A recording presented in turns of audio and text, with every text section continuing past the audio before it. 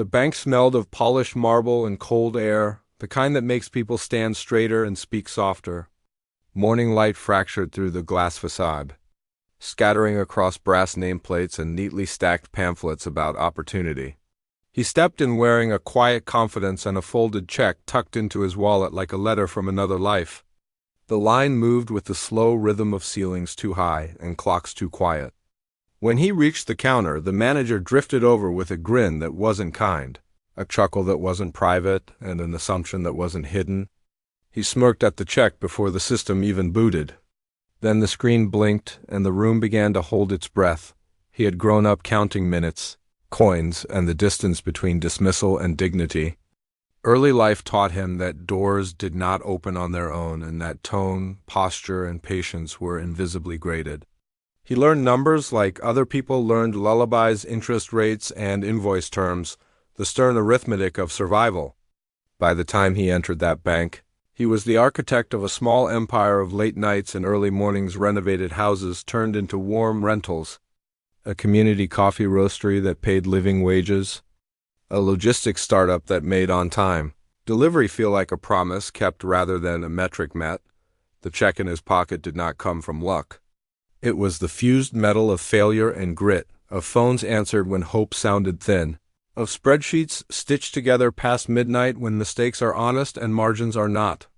It represented a sale that had taken months of listening and weeks of standing firm, a final distribution payment from a successful exit, negotiated on principle and delivered in full. It was more than 7 figures, less than the myths people spin. Enough to be life-changing. Enough to reveal other people's truths. As he stood in line, he noticed the familiar ballet of a bank morning, the quiet nods for certain customers, the slower answers for others, and the way eye contact sometimes moved like a turnstile. He wasn't naive. He had learned to read the tilt of a jaw, the thickness of a smile, the way a laugh can place you in a box you didn't build. He returned the same steady calm he always carried, a practiced stillness that said, "I know who I am. I know what this is. I know what comes next." The manager's shoes clicked like punctuation across the floor, announcing authority in short, sharp taps. He hovered behind the teller with the practiced familiarity of someone who believed every screen belonged to him. The check was unfolded with the soft whisper of crisp paper. The manager's eyes skimmed the numbers and widened, not in respect but in amusement, the kind reserved for misprints or pretenses. A small huff escaped, a private joke he let travel just far enough to be heard. The room wasn't hostile. It was worse. It was comfortable with its own biases, upholstered in routine. The pamphlets on the wall promised equity and access. The marble promised stability. The security guards promised order. And yet, beneath it all, the same old ledger of assumptions hummed. The unspoken policy, prove why you belong here. And maybe we'll agree. He watched the manager's posture, shoulders set to teach, chin angled to doubt. The teller typed with careful, measured strokes, stalling in the limbo between what is and what the institution is prepared to accept. The system, it seemed, needed time to decide whether the numbers on that check belonged in a black man's hands. He thought about the first time. He'd been laughed at by a banker years ago, when he'd brought a business plan and a binder of projections.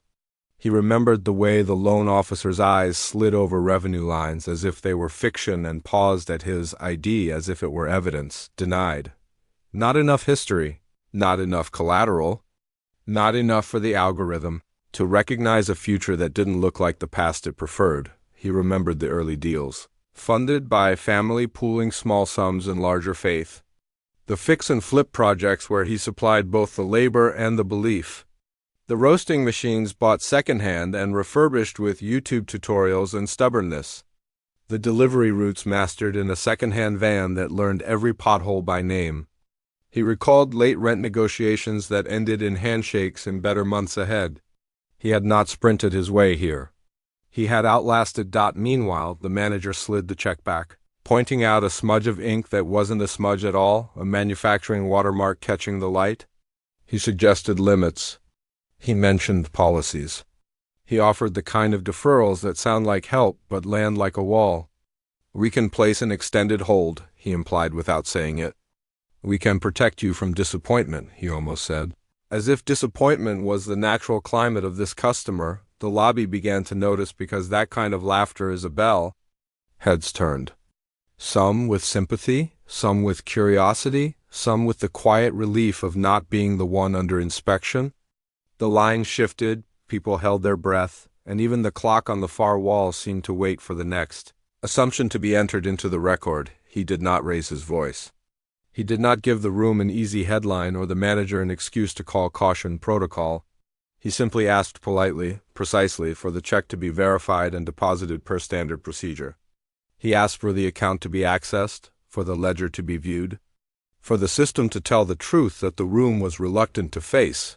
The teller's screen blinked, then blinked again, as the system opened doors that gatekeeping could not keep shut. The first numbers appeared: balances, sub-accounts, maturity dates. Then the corporate account, the escrow, the line of credit available not because of charity but because of performance. The deposits told the story of payroll met on holidays, of quarterly taxes paid early, of vendors who didn't have to chase him because he believed in being the kind of partner he'd needed when no one returned his calls. The manager leaned in, the grin slipping. Numbers have a way of quieting the room when they refuse to fit the stereotype on offer. He watched the confidence recalibrate, watched the chuckle turn into a thin line across the manager's face. Suddenly, policies were flexible, and holds could be accelerated, and verification could be fast-tracked. The performance of power began to unspool in the face of documented competence. Still, bias does not surrender. It bargains. The manager suggested waiting for a senior authorization.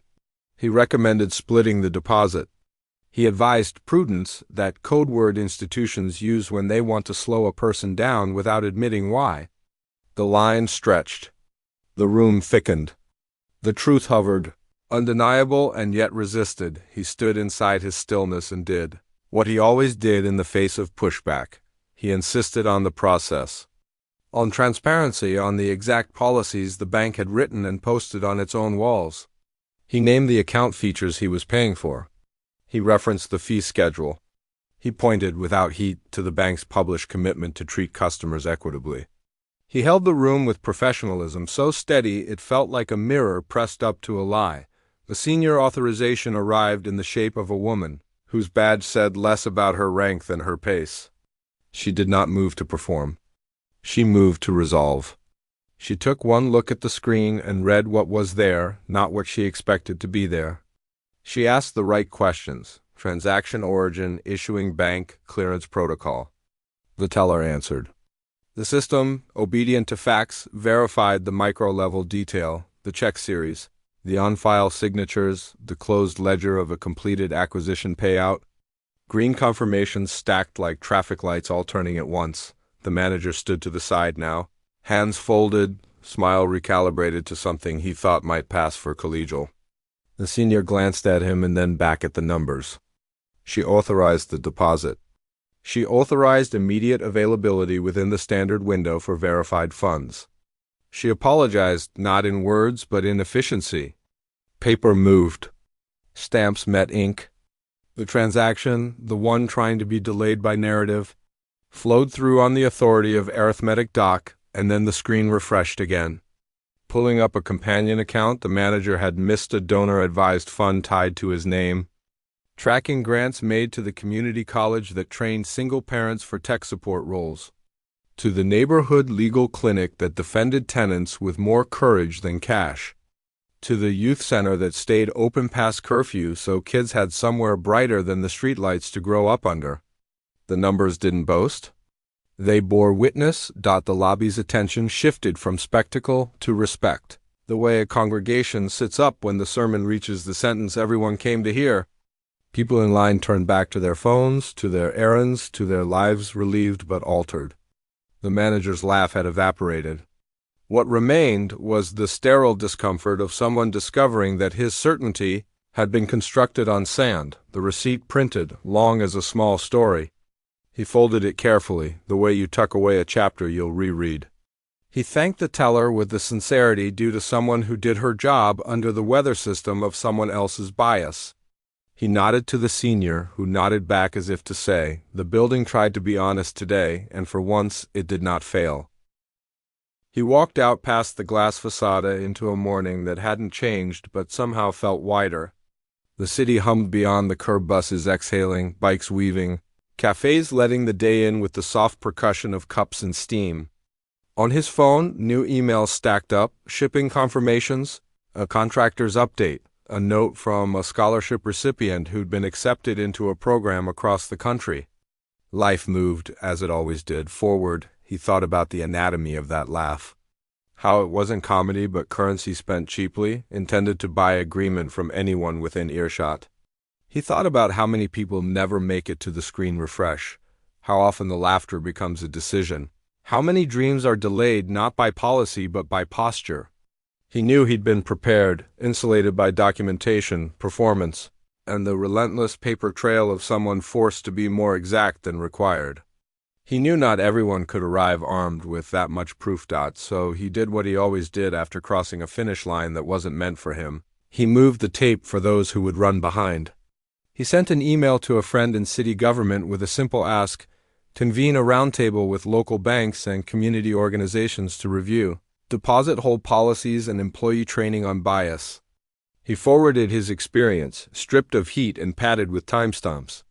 He offered to fund an independent audit of compliance with published standards. Not because he wanted a headline, but because he was tired of the story always being the same. That evening, he stopped by the roastery. Workers laughed between shifts, music low, grinders whirring. He checked the schedule board, posted the next month's profit-sharing details, and added a note: "We measure success by the people who get to keep choosing themselves." Before leaving, he looked around at the place he'd built and the people who built it with him. The bank manager's laugh had tried to box him in. The screen had answered. But the real transformation wasn't in the digits. It was in the decision to turn one more quiet indignity into one more lever that could pry open the next door. If a single assumption can close a life, what might 1,000 small, stubborn truths reopen?